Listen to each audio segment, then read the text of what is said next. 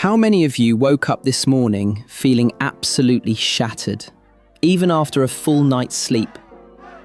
How many of you are dragging yourself through the day on caffeine, telling yourself you'll catch up at the weekend? I see this every single day in my practice. People who eat well, who exercise, who genuinely try to look after themselves, completely undone by poor sleep. And the frightening part? Most of them have simply normalized the exhaustion. They've accepted feeling foggy and drained as just life. It doesn't have to be that way. And today, I'm going to show you exactly what to do about it. Before we begin, if you find this useful, please hit that like button and share this with your loved one. Subscribe and hit that notification bell to not miss any of our content. Understanding why sleep changes as we age. First, let's just talk honestly about what's happening in your body. Because I think when you understand something, it's much easier to address it. As we get older, and I'm talking about those of us over 60, our sleep architecture genuinely shifts. We produce less melatonin, which is the hormone that tells your brain it's time to wind down. We spend less time in deep, restorative sleep. We become more sensitive to noise and light. Our internal body clock, what scientists call the circadian rhythm, tends to shift earlier, which is why many of you find yourselves nodding off at 7 in the evening and then wide awake at 4 in the morning. None of this is a personal failing. It's biology. But biology, thankfully, responds to behavior. And that's where we have real power. What you can actually do. Practical steps that work. 1. Fix your wake-up time first. I know this sounds counterintuitive, but the single most powerful thing you can do for your sleep is to get up at the same time every single morning, even on weekends, even after a terrible night. I say this to every patient, and I get the same look. But doctor, if I only slept 4 hours, surely I need a lie-in? Here's the thing. A consistent wake time is what anchors your entire sleep rhythm. It builds up what we call sleep pressure, the biological drive that makes you genuinely tired come bedtime. If you sleep in, you reset that clock, and the whole system gets confused. Pick a time. Stick to it, even if you're tired, especially if you're tired. 2. Get outside in the morning light. This one costs absolutely nothing, and it works brilliantly. Within an hour of waking up, get yourself outside. Even on a grey British morning, the natural light is far stronger than indoor lighting. And it sends a powerful signal to your brain that the day has begun. This helps regulate your melatonin production for later that evening. Even 10 to 15 minutes makes a meaningful difference. A short walk to the end of the road, sitting in the garden with your tea, or even just standing by an open window. All of it counts. 3. Watch your caffeine. More carefully than you think. Now, I'm not about to tell you to give up your morning cuppa. I wouldn't dare. But I will ask you to be honest about when you're having your last coffee or tea of the day. Caffeine has what's called a half-life of roughly 5 to 6 hours. That means if you have a cup of tea at 3 in the afternoon, half of that caffeine is still circulating in your system at 9 o'clock at night. For those of us over 60, our bodies actually process caffeine more slowly than when we were younger, so the effect lasts even longer. My general recommendation? No caffeine after 1 o'clock in the afternoon.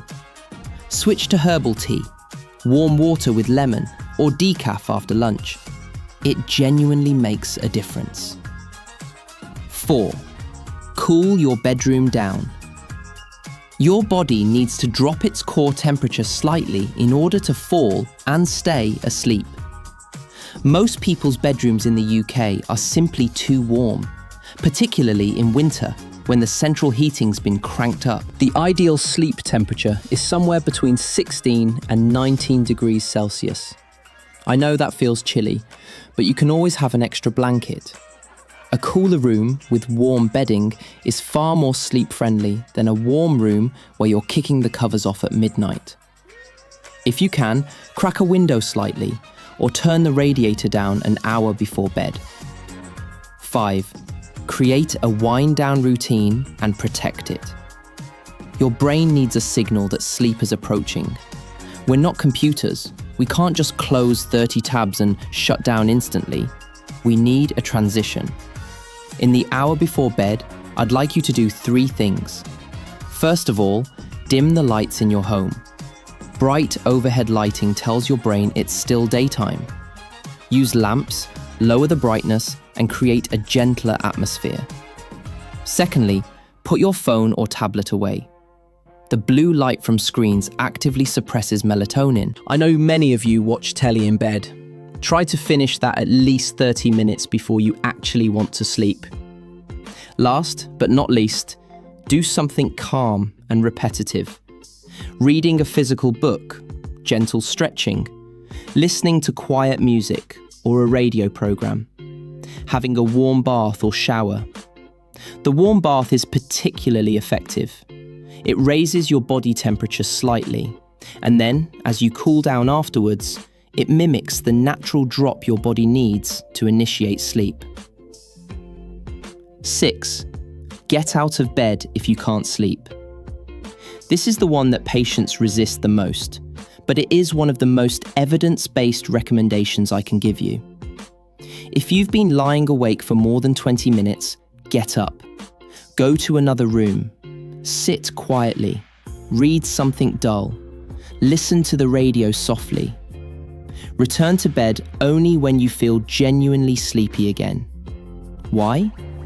Because lying awake in bed for long periods trains your brain to associate your bed with wakefulness and frustration rather than sleep. Over time, this becomes self-reinforcing. You get into bed and your brain thinks, oh, this is where I lie awake and worry. We want to break that association. It feels uncomfortable at first, but within a week or 2, most patients report that it genuinely helps. 7. Be thoughtful about napping. A short nap, 20 to 30 minutes, before 3 in the afternoon is perfectly fine and can even be beneficial. But long naps or late afternoon naps eat into your sleep pressure and make it much harder to fall asleep at night. If you're exhausted and need a rest, set an alarm for 30 minutes. Keep it short, keep it early. I know some of you are on sleeping tablets or have considered asking for them. I'm not here to judge that. Sometimes there's a genuine clinical need. But I want to be honest with you. Sleeping tablets do not produce the same quality of sleep as natural sleep.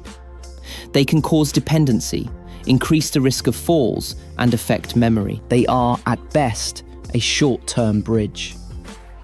The approaches I've described today are drawn from a therapy called CBTI, Cognitive Behavioral Therapy for Insomnia, which research consistently shows is more effective than medication for long-term sleep improvement. If you'd like more structured support with this, do ask me about a referral. Let's make a start. I don't want you to try all of these at once.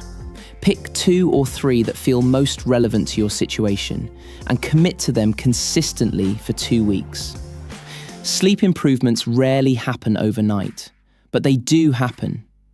You deserve restful nights. You deserve to wake up feeling like yourself again.